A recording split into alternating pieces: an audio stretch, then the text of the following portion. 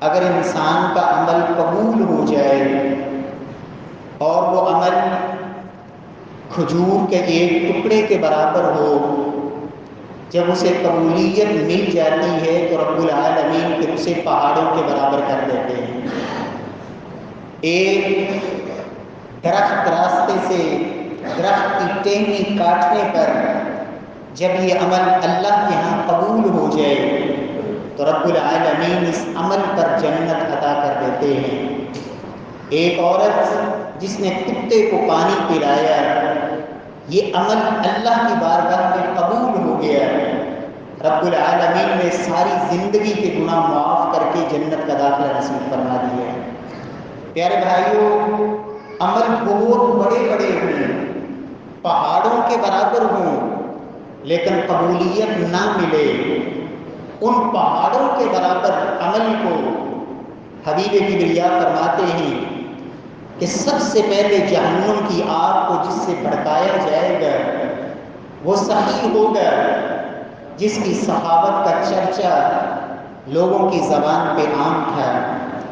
جہنم کی آگ کو جس سے بھڑکایا جا رہا ہے وہ مجاہد جس کی شجاعت کو لوگ داد دیتے تھے، وہ عالم اور قاری جس کی تلاوت اور جس کے بعض میں لوگ ہش ہش کر اٹھا کرتے تھے۔ عمل بڑے بڑے ہیں، لیکن اگر قبولیت نہیں ملی تو پھر وہ پہاڑوں جیسے عمل بھی رب العالمین کے ہاں رائگاں ہیں۔ اس لیے سب سے پہلے اللہ سے یہ دعا کرتے ہی رہنا چاہیے کہ یا اللہ تو نے کہا تھا، ہم نے کیا، ویسے نہیں کر سکے جیسے یا اللہ تیری چاہت تھی، لیکن جیسا بھی کیا ہے پروردگار تو اسے اپنی بارگاہ میں قبول فرما لے۔ جناب ابراہیم علیہ السلام اور سیدنا اسماعیل علیہ السلام کا نمونہ اور اسوہ پہلے پارے میں موجود ہے۔ دونوں باپ بیٹا نبی ہیں، رب کے آرڈر سے ایک کام کرنے جا رہے ہیں، شخصیات بھی معمولی نہیں، اللہ کے جلیل القدر پیغمبر ہیں دونوں باپ بیٹا، اور اللہ کا حکم کیا ہے کہ میرا گھر بناؤ، بیت اللہ کی تعمیر کرو۔ اللہ کے حکم سے اللہ کا گھر بنایا، اللہ کے کہنے پہ بنایا، بنانے والے بھی نبی ہیں، اور بنانے کے بعد اللہ رب العزت کے سامنے ایک التجا پیش کی، ربنا تقبل منا انک انت السمیع العلیم۔ یا اللہ عمل تو نے کہا تھا ہم نے کر دیا، یا اللہ اب اس عمل کو تو اپنی بارگاہ میں قبول فرما لینا۔ اور رب العالمین کو یہ دعا اتنی پسند آئی اور یہ درخواست اور یہ التجا اتنی پیاری لگی کہ اپنی اس کتاب کا اللہ نے حصہ بنایا جو قیامت تک کے لیے محفوظ کتاب، ربنا تقبل منا انک انت السمیع العلیم۔ اے پروردگار ہماری اس عمل کو اپنی بارگاہ میں قبول فرما لینا، یا اللہ تو ہی سننے والا اور خوب جاننے والا ہے۔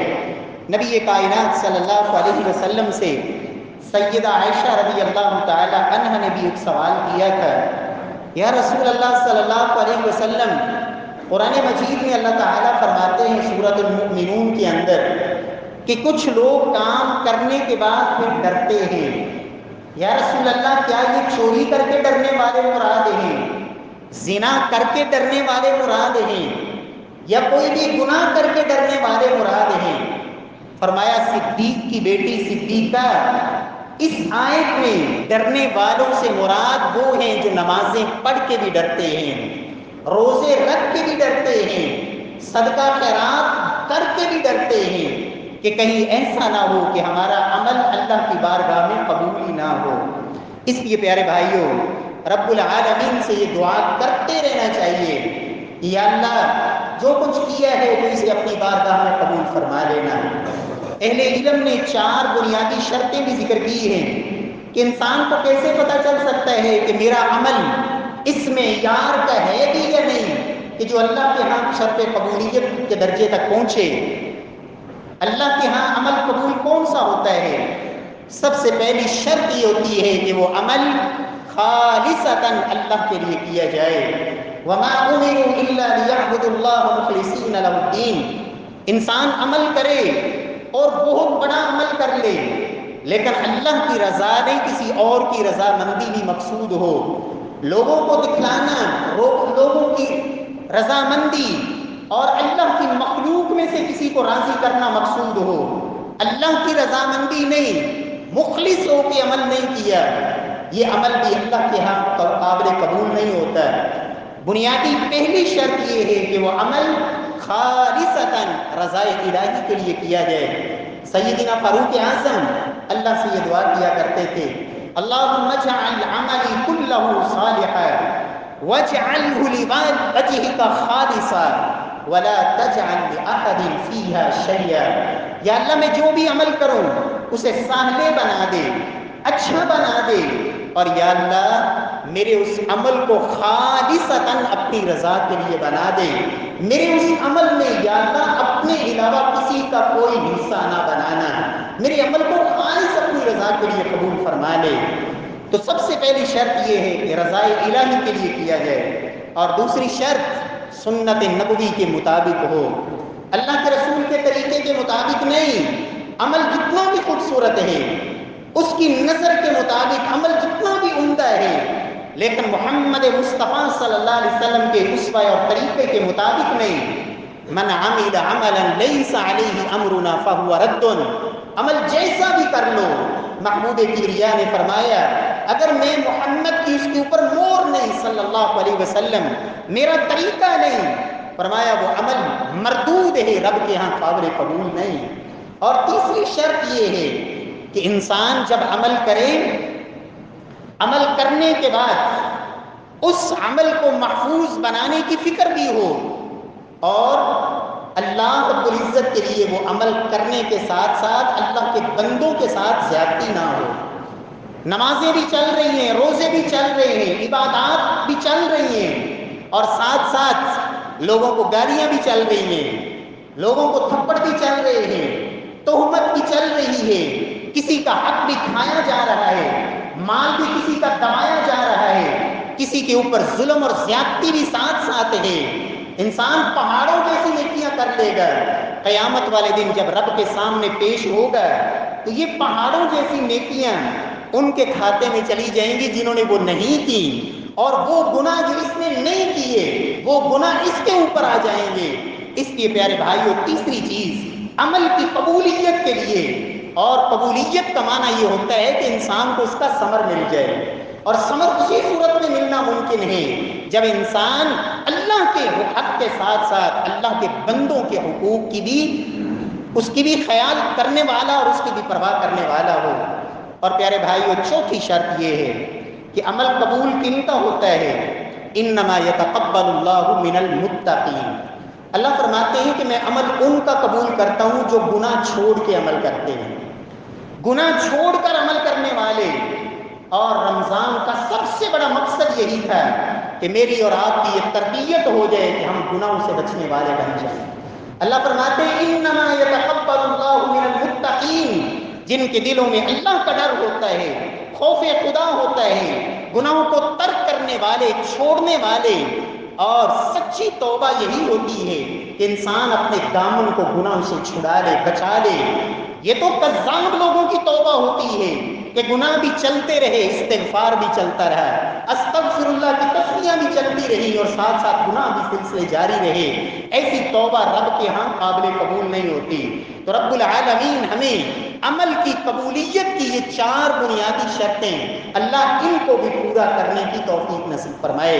پیارے بھائیوں، جب عمل اللہ کی بارگاہ میں قبول ہوتا ہے پھر اللہ کی طرف سے انعامات کی بارش ہوتی ہے.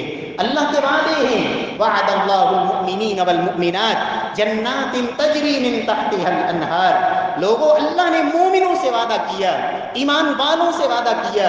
وہ ایمان والے مرد ہوں، ایمان والی خواتین ہوں، جنہوں نے نمازیں پڑھی، روزے رکھے، عبادات کی، اللہ اور اس کے رسول کی اطاعت کی، مومن بن کے جیے، مومن بن کے مرے، اور مومن بن کے اپنی زندگی بسر کی. فرمایا اللہ کا وعدہ ہے جنات تجری من تحتها الانہار، اللہ نے ان سے ایسے باغات کا وعدہ کیا ہے جس کے نیچے اللہ نے نہریں جاری کی، وہ پھر نہریں ہوں گی، وہ دودھ کی بھی نہریں، وہ شہد کی بھی نہریں، وہ شراب طہور کی بھی نہریں، اور پھر وہ محلات، فرمایا ومساکن طیبہ، صرف نہریں نہیں، ومساکن طیبہ، اللہ نے وعدہ کیا ہے ایسے اپنے مومن بندوں سے پاکیزہ گھر، خوبصورت گھر، سونے اور چاندی کے گھر، موتیوں اور جواہرات کے گھر، اتنے خوبصورت مکانات اور محلات، ایک ایک موتی کا خیمہ، اور جس کے ایک ایک زاویے میں اس کے اہل بیٹھے ہوئے، فرمایا یہ اللہ کے وعدے، ومساکن طیبہ، اور تیسرا انعام فرمایا فی جنات عدن ورضوان من اللہ اکبر، اللہ نے جنت کے باغات بھی، جنت کے محلات بھی، جنت کے مکانات بھی، اور فرمایا ورضوان من اللہ اکبر، اور سب سے بڑا انعام اللہ رب العزت کی رضامندی، کہ اللہ اپنے بندوں پہ راضی ہو جائیں گے اور پھر کبھی ناراض نہیں ہوں گے۔ وَحِلُّ لَكُمْ رِضْوَانِي فَلَا أَسْخَطُ أَبَدًا، اے میرے بندو دنیا میں جیے اپنی منشاہی اور منشاہی کی زندگی نہیں، جس طرح دل چاہا ویسے نہیں، أَفَرَأَيْتَ مَنِ اتَّخَذَ إِلَٰهَهُ هَوَاهُ، نفس کے پجاری بن کے اور اپنے نفس کو خدا سمجھ کے نہیں جیے بلکہ اپنے رب کی مرضی کے مطابق جیے۔ المؤمن کالجمل الانف، کائنات کے امام نے فرمایا تھا مومن کی مثال تو اس اونٹ کی مانند ہوتی ہے جس کے ناک میں نکیل ہے، ایک چھوٹا سا بچہ بھی پکڑے ہوئے ہو، اونٹ طاقت ہونے کے باوجود، جرت ہونے کے باوجود اپنے مالک کے پیچھے پیچھے جاتا ہے، اس کی نافرمانی نہیں کرتا۔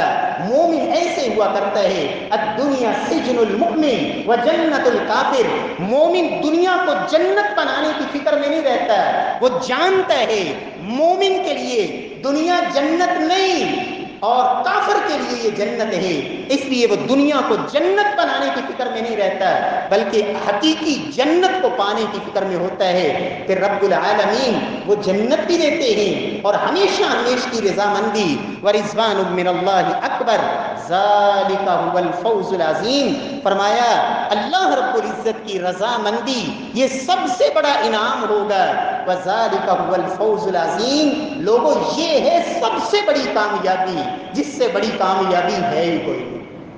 رب العالمین ہمیں یہ کامیابی پانے کی اللہ توفیق نصیب فرمائے۔ میرے پیارے بھائیوں، اللہ کی طرف سے پھر ایک اور انعام ہوگا، لَهُم مَّا يَشَاءُونَ فِيهَا وَلَدَيْنَا مَزِيدٌ، اے جنت والو اب جنت میں آگے، لَهُم مَّا يَشَاءُونَ فِيهَا، اب چاہت تمہاری ہوگی، مرضی تمہاری ہوگی، خواہش تمہاری ہوگی، تم چاہتے جاؤ، تم خواہشیں کرتے جاؤ، آرزویں تمہاری ہوں گی، اور انعامات اللہ کی طرف سے ہوں گے، جو چاہو گے ملے گا۔ وَلَكُمْ فِيهَا مَا تَشْتَهِيهِ الْأَنفُسُ وَتَلَذُّ الْأَعْيُنُ، تمہارے آرزو جو نفس کریں گے اللہ کی طرف سے وہ سب کچھ بھی ملے گا۔ وَتَلَذُّ الْأَعْيُنُ، اور وہ کچھ بھی ملے گا جو تم نے آرزو کی نہیں لیکن تمہاری آنکھوں کو اس سے سکون ملتا ہے، آنکھوں کو ٹھنڈک ملتی ہے، اللہ وہ بھی دیں گے۔ اور تیسرے نمبر پہ فرمایا وَلَدَيْنَا مَزِيدٌ، ہم جو تم چاہو گے وہ بھی دیں گے اور ہمارے پاس مزید بھی ہے۔ وَلَدَيْنَا مَزِيدٌ، ہمارے پاس مزید بھی ہے۔ صحابہ کرام کہتے ہیں یا رسول اللہ صلی اللہ علیہ وسلم ہم نے جو چاہا ہمیں مل گیا، یا رسول اللہ اس کے بعد مزید کیا ہے؟ اللہ کے رسول فرماتے ہیں صلی اللہ علیہ وسلم انکم سترون ربکم یوم القیامہ کما ترون ھذا القمر لیلۃ البدر لا تضامون فی رؤیتی، فرمایا اہل جنت جب جنت کی ساری نعمتیں پا چکیں گے رب العالمین پوچھیں گے میرے جنتی بندو تمہیں کچھ چاہیے؟ جنتی کہیں گے یا اللہ تو نے ہمیں کیا کچھ نہیں دے دیا، سب کچھ تو مل گیا، ہم جو چاہتے ہیں مل رہا ہے، ابھی اور کیا چاہیے؟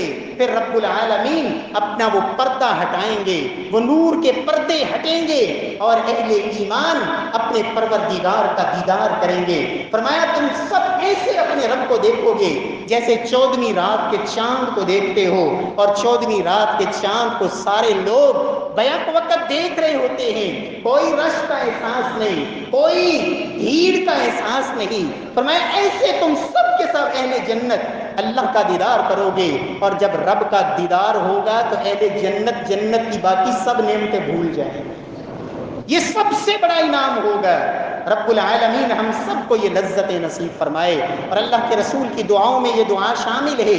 کائنات کے امام یہ دعا کیا کرتے تھے، اللہم انی اسألک لذت النظر الی وجہک والشوق الی لقائک۔ اے پروردگار میں تیرے سامنے سوال کرتا ہوں، التجا کرتا ہوں، یا اللہ تجھ سے یہ میں سوال کرتا ہوں، کیا لذت النظر الی وجہک، یا اللہ تیرے چہرہ انور کا جو دیدار کی لذتیں ہیں یا اللہ وہ مجھے نصیب فرما دے۔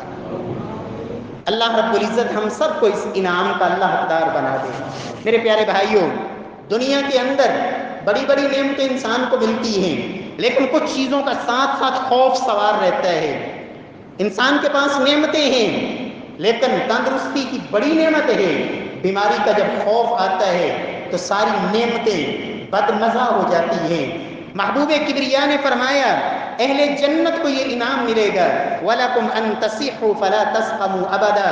اے جنت والو، اب جنت کے اندر تم ہمیشہ تندرست رہو گے، کبھی کسی بیماری کا کوئی خوف نہیں ہوگا۔ اور وَلَكُمْ أَن تَشِبُّوا فَلَا تَهْرَمُوا أَبَدًا۔ جوانی کی بہاریں اپنی جگہ، لیکن جب بڑھاپے کا خوف آتا ہے تو جوانی کی وہ بہاریں ان کا مزہ ختم ہو جاتا ہے۔ انسان جب کسی جھکی ہوئی کمر کو دیکھتا ہے، جب کسی بوڑھے اور ضعیف انسان کو دیکھتا ہے جس کا جسم اپنا بھی وزن اٹھانے کے قابل نہیں، تو اللہ کے نبی فرماتے ہیں صلی اللہ علیہ وسلم اہل جنت سے کہا جائے گا وَلَكُمْ أَن تَشِبُّوا فَلَا تَهْرَمُوا أَبَدًا۔ اب ہمیشہ جوانی ہے، کبھی بڑھاپا نہیں آئے گا۔ اور تیسرا اعلان ہوگا وَلَكُمْ أَن تَنْعَمُوا فَلَا تَبْأَسُوا أَبَدًا۔ دنیا کی نعمتیں ازلی نہیں تھی، آج کا بادشاہ کل جیل کے اندر قیدی ہے، آج تخت پہ بیٹھا ہوا، کل ہاتھ میں ہاتھ کڑی پہنے ہوئے۔ دنیا کی کوئی نعمت ہمیشہ ہمیش والی نہیں، لیکن جنتیوں کو کہا جائے گا وَلَكُمْ أَن تَنْعَمُوا فَلَا تَبْأَسُوا أَبَدًا۔ جو نعمتیں تمہیں مل گئی ہیں اب یہ نعمتیں کبھی چھنیں گی نہیں، یہ دائمی ہے، ہمیشہ ہمیش کے لیے ہے۔ اور چوتھی بات، دنیا کے اندر یہ ڈر اور خوف ہوتا ہے جتنا مرضی جی لوں آخر تو مرنا ہے، آخر تو موت ہے، کتنا جیوں گا، ہزاروں سال جینے والے بھی چلے گئے، اتنے مضبوط جسموں والے بھی چلے گئے۔ دنیا میں دعویٰ کرنے والے میں 150 سال جیوں گا، 50 سال میں موت نے آ کے ڈیرا ڈال دیا۔ موت دنیا کے اندر تو پیچھا نہیں چھوڑتی۔ اہل جنت کو یہ اعلان ہوگا وَلَكُمْ أَن تَحْيُوا فَلَا تَمُوتُوا أَبَدًا۔ اب زندگی اور ہمیشہ کی زندگی، اب جینا ہے اور بس جینا ہے، ہمیشہ ہمیش کے لیے جینا ہے، اب کبھی موت کا ڈر نہیں۔ اور موت کو بھی اہل جنت کے سامنے لا کے ذبح کر کے ختم کر دیا جائے گا۔ میرے پیارے بھائیوں، رب العالمین ہم سب کو انعامات کا اللہ حقدار بنا دے، اور رب العالمین ہم سب کو اپنی رحمت سے یہ انعامات نصیب فرما دے۔ میرے پیارے بھائیوں، دنیا کے اندر ایسے بھی ہوتا ہے کہ بسا اوقات انسان ایک نعمت کو استعمال کر رہا ہے، بڑی راحت میں ہے، لیکن سوچتا ہے کہ اگر اس نعمت میں میری بیوی بچے میرے ساتھ ہوتے تو کیا ہی بات ہوتی۔ بیوی بچے اگر کہیں دور ہیں اور یہ جیسی مرضی زندگی گزار رہا ہے، وہ راحت وہ سکون نہیں ہوتا ہے۔ ابھی پچھلے دنوں انڈیا کے اندر ایک شخص کا یہ جملہ جو میرے کانوں سے گزرا اور میں نے یہ سنا اس کی زبان سے، ایک ویڈیو کے اندر جو کہہ رہا تھا کہ اس لاک ڈاؤن کی وجہ سے ہمیں اپنے بچوں تک نہیں پہنچنے دیا جا رہا، اور اتنے دن گزر گئے ہیں، ہم بھٹک رہے ہیں، ہمیں اپنی اولاد کے قریب نہیں، ہمیں اس شہر میں داخل نہیں ہونے دیا جا رہا، ہم مرنا چاہتے ہیں لیکن اپنے بچوں کی آنکھوں کے سامنے مرنا چاہتے ہیں، ہمارے بچے کم از کم ہماری آنکھوں کے سامنے ہوں۔ یعنی یہ بہت بڑی خواہش ہوتی ہے انسان کی کہ انسان کے بیوی بچے اس کے پاس ہوں۔ رب العالمین نے اہل جنت کو یہ بشارت سنائی والذین آمنوا واتبعتهم ذریتهم بإیمان، الحقنا بهم ذریتهم وما التناهم من عملهم من شيء. اگر میرے کچھ بندے جنت میں چلے گئے اور ان کے بیوی بچے اس درجے تک نہ پہنچ پا رہے ہوں گے، اللہ فرماتے ہیں ہم ان کی وجہ سے ان کے بیوی بچوں کو بھی ان تک پہنچائیں گے اور ان کو بھی وہ بلندیاں نصیب فرما کے نہ ان کے عملوں میں کمی کریں گے اور نہ ہی ان کو نیچے رکھیں گے، بلکہ ان کو بھی درجات دے کے ان سب کو جنت کے اندر جمع کر دیں گے. میرے پیارے بھائیو، یہ اللہ کی طرف سے انعامات ہیں. رب العالمین ہم سب کو نصیب فرما دے. میرے پیارے بھائیو، رمضان کی یہ عبادات یہ ہمیں یہ 7 سبق دے کے جا رہی ہیں کہ مسلمانوں، رب العالمین صرف رمضان کے رب نہیں، وہ تو 12 مہینوں کے رب ہیں. وَاعْبُدْ رَبَّكَ حَتَّى يَأْتِيَكَ الْيَقِينُ. ایک بندہ مومن کی زندگی میں عبادات کا ایک تسلسل ہوتا ہے، ایک دوام ہوتا ہے، ایک ہمیشگی ہوتی ہے. وہ فصلی بٹیر کی طرح نہیں ہوتا، چند دن کا نمازی، چند دن کا روزے دار، چند دن کی تہجدیں اور قیام اللیل اور چند دن کی عبادتیں اور بس. وَاعْبُدْ رَبَّكَ حَتَّى يَأْتِيَكَ الْيَقِينُ. اللہ کی طرف سے یہ فیصلہ ہے، لوگوں عبادت کرتے رہو کرتے رہو. کب تک؟ رمضان ختم ہو جائے؟ نہیں، حَتَّى يَأْتِيَكَ الْيَقِينُ. یہ عبادتیں اس وقت تک جاری رہیں جب تک اللہ کی طرف سے بلاوا نہ آ جائے، اللہ کی طرف سے پیغام نہ آ جائے، زندگی کا اختتام نہ ہو جائے. اور اللہ کے رسول صلی اللہ علیہ وسلم کے بارے میں صحابہ کہتے ہیں احب الاعمال الی اللہ ادومها وان قل. اللہ کے رسول فرماتے ہیں لوگوں، اللہ رب العزت کے یہاں سب سے محبوب عمل وہ ہوتا ہے جو ہمیشہ کیا جائے، چاہے تھوڑا ہو لیکن ہمیشہ کیا جائے. یہ عمل اللہ کے یہاں زیادہ پسندیدہ ہے اس عمل کے مقابلے میں جو بہت زیادہ کر لیا جائے اور بس کبھی کر لیا جائے. حسن بصری رحمہ اللہ تو کہا کرتے تھے واللہ ما المؤمن الذي يعمل شهرا او شهرين او عاما او عامين. اللہ کی قسم وہ مومن ہے ہی نہیں جو 1 مہینے کا عبادت گزار ہے، 2 مہینے کے لیے رب کے سامنے جھکنے والا بن گیا. یہ مومن نہیں جو 1 سال یا 2 سال کا عبادت گزار ہے. اللہ کی قسم لا واللہ ما جعل لعمل المؤمن اجل دون الموت. ایک بندہ مومن کی عبادات کا اختتام موت کے علاوہ کسی چیز پہ نہیں ہو سکتا. موت سے اس کی عبادات پہ بریک لگتی ہے، موت ہی ہے، موت تک وہ اپنی عبادات کو جاری رکھتا ہے. رب العالمین ہم سب کو یہ سعادت بھی نصیب فرمائے کہ ہم اپنی عبادات کے اندر دوام لائیں. اور اللہ کے رسول کا طریقہ یہی تھا، آپ نے اعتکاف کیا تو ہر سال کیا، آپ نے قرآن کا جبریل کے ساتھ دور کیا تو ہر سال کیا. اللہ کے رسول نے نمازوں کے ساتھ سنتوں کی پابندی کی، ہمیشہ کی. ایک دن رہ گئی عصر کے بعد پڑھی. سیدہ عائشہ کہتی میرے گھر میں عصر کے بعد آتے 2 رکعت ہمیشہ پڑھی. اللہ کے رسول کے جس عمل کو دیکھیں، صلاۃ الضحیٰ کو دیکھیں، آپ نے اس دن بھی نہیں چھوڑی جس دن اللہ نے مکہ فتح کروایا. کتنی مصروفیت تھی محمد مصطفیٰ کی، اور اس دن 8 رکعات پڑھی. میرے پیارے بھائیوں، امت کو یہ پیغام دیا لوگوں عمل کرو، ہمیشہ کرو، دوام، استمرار، یہ اللہ کو بڑا پسند ہے. اور صحابہ کرام نے بھی پھر جس عمل کو تھاما. بلال حبشی سے کائنات کے امام نے پوچھا بلال میں جنت میں جا کے تمہارے قدموں کی آہٹ سنتا ہوں، عمل کیا کرتے ہو؟ کہا یا رسول اللہ کوئی بڑا عمل تو نہیں لیکن ایک عمل کرتا ہمیشہ ہوں. بلال کیا کرتے ہو؟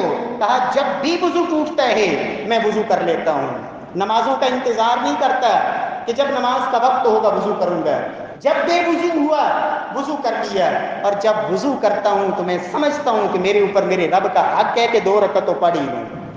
تو اللہ کے رسول فرماتے ہیں بلال یہ دوام اور یہ عمل اللہ کو اتنا پسند آیا ہے، میں محمد مصطفیٰ جنت میں جاتا ہوں تمہارے قدموں کی آہٹ جنت میں سنائی دیتی ہے. اللہ کو یہ دوام اتنا پسند ہے. رب العالمین ہم سب کو توفیق نصیب فرمائے. میرے پیارے بھائیوں، رمضان کے یہ صیام، روزے، قیام، اس کی جو لذتیں تھیں اور یہ وہی لوگ جانتے ہیں جن کو اللہ نے یہ سعادتیں بخشی. اگر ہم چاہتے ہیں کہ ہم پورا سال ہی روزوں کا اجر پاتے رہیں، ہم چاہتے ہیں کہ پورا سال ہی رات کے قیام کا ہمیں اجر ملتا رہے، تو اللہ کے رسول نے اس کے لیے بھی کچھ اعمال بتائے ہیں. فرمایا لوگوں جس نے رمضان کے روزے رکھے اور رمضان کے بعد 6 روزے شوال میں رکھ لیے، من صام رمضان ثم اتبع ستا من شوال، اور یہ بھی دوام کا ایک تسلسل ہے تاکہ عبادت کا تسلسل ٹوٹے نہ. فرمایا رمضان کے روزے رکھے، پھر شوال میں 6 نفلی روزے رکھ لیے. کانا کصیام الدہر کلی، اللہ رب العزت اسے پوری زندگی کے روزوں کا اجر و ثواب عطا فرمائے. اللہ کے رسول نے کیا فرمایا؟ لوگوں ہر مہینے میں 3 روزے رکھ لیا کرو. اور اللہ کا قانون دیکھیں، رب کی رحمتیں دیکھیں، مہربانیاں دیکھیں. ایک نیکی کرو اللہ 10 گنا دیتے ہیں. فرمایا 3 روزے ہر مہینے میں رکھ لو، کل قیامت والے دن جب رب کے بارگاہ میں حاضر ہوگے پوری زندگی کے روزوں کا اللہ کے پاس سے اجر پاؤ گے. یہ دوام ہے، اللہ رب العزت ہمیں نصیب فرمائے. راتوں کے قیام کی بات آئی، اللہ کے رسول صلی اللہ علیہ وسلم فرماتے ہیں جو عشاء کی نماز باجماعت پڑھ لیتا ہے اور روزانہ عشاء کی نماز جماعت کے ساتھ، فجر کی نماز باجماعت، یہی معمول ہے، ساری رات سویا بھی رہتا ہے، رب العالمین ساری رات کی تہجد کا ثواب عطا فرماتے ہیں. اللہ ہمیں یہ قیام اور صیام، ان سعادتوں کو اللہ باقی مہینوں میں بھی جاری ساری رکھنے کی توفیق بخشے. رسول اکرم صلی اللہ علیہ وسلم فرماتے ہیں 4 رکعات قبل الظہر یعدلن بصلاۃ السحر، ظہر سے پہلے پڑھی ہوئی 4 رکعات اللہ کو اتنی پسند ہیں، فرمایا ان 4 رکعات کو رب العالمین رات کی تہجد کی نماز کے برابر کر دیتے ہیں، تراویح اور قیام اللیل کے برابر اجر و ثواب عطا فرماتے ہیں. میرے پیارے بھائیوں، یہ جمعہ تو 8 دن کے بعد آ ہی جاتا ہے، اور کتنی عظیم بات کہہ دی کائنات کے امام نے.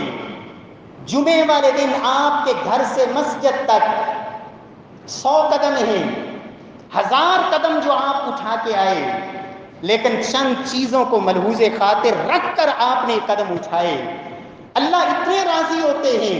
میرے فرشتوں، میرے بندے نے اپنے گھر سے لے کر مسجد تک 500 قدم اٹھائے، 5000 قدم اٹھائے، اللہ کے ہاں کمی نہیں. میرے بندے کے ہر اٹھنے والے قدم پر 1 سال کے نفلی روزوں کا اور 1 سال کی تہجد کی نمازوں کا اللہ اجر و ثواب عطا فرماتا ہے. ایک ایک قدم پر.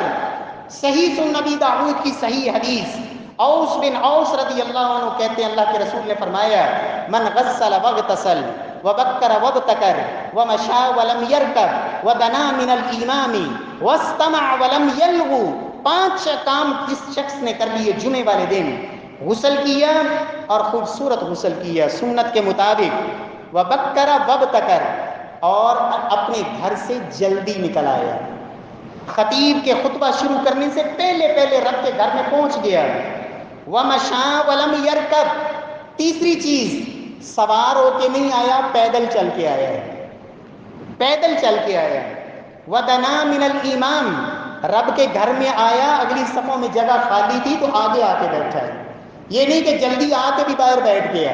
وَدَنَا مِنَ الْإِمَامِ، چوتھی چیز فرمایا وَاسْتَمَعَ وَلَمْ يَلْغُ، 5ویں چیز غور سے خطیب کی باتوں کو سنا، وَاسْتَمَعَ، غور سے خطبہ سنا، وَلَمْ يَلْغُ، خطبے کے دوران کوئی لغو کام نہیں کیا، کسی کو اشارہ، کسی سے بات، ادھر سے اٹھ کے ادھر، ادھر سے اٹھ کے ادھر، نہیں، کوئی لغو حرکت نہیں.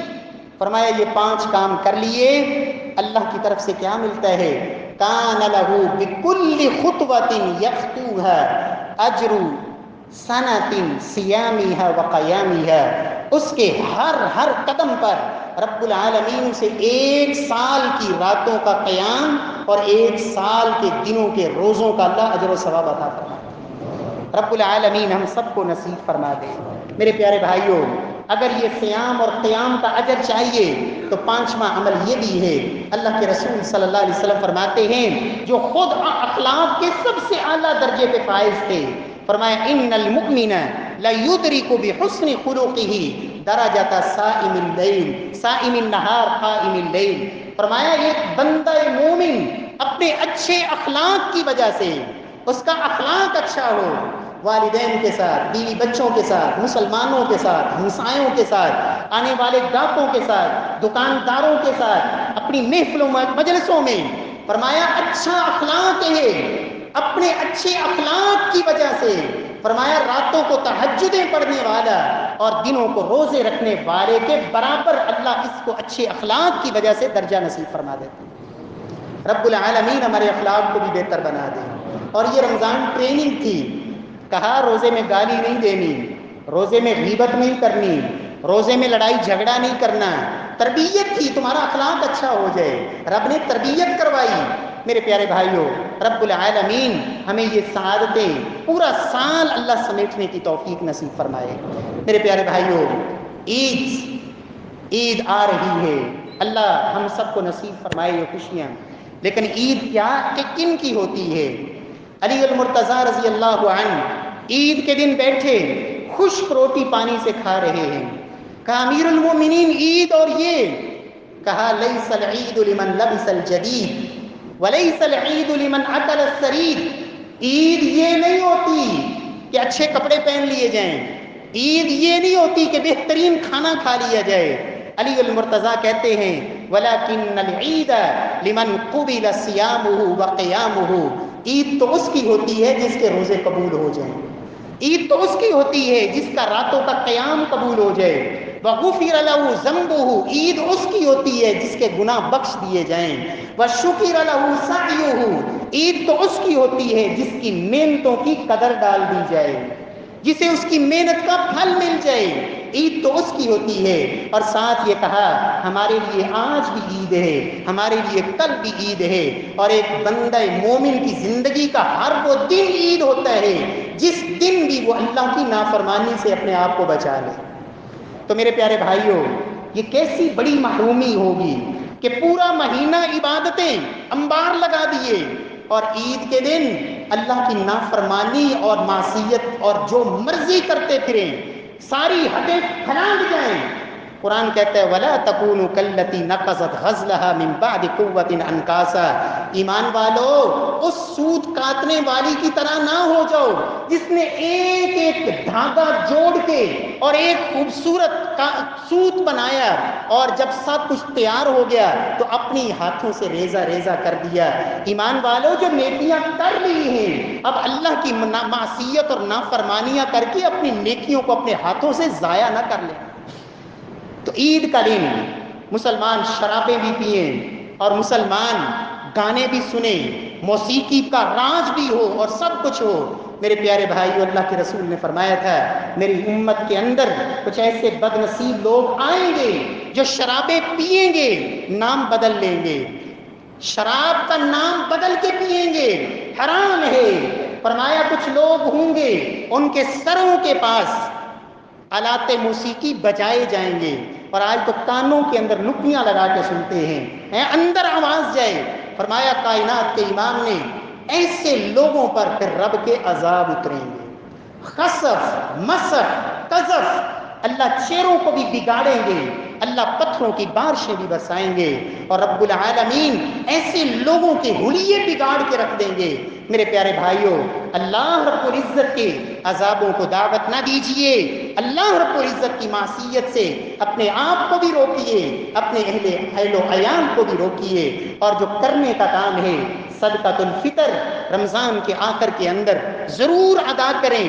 فرض ہے ہر امیر غریب پر، چھوٹے بڑے پر، جس نے روزے رکھے نہیں رکھے، ہر ایک پہ یہ صدقۃ الفطر فرض ہے۔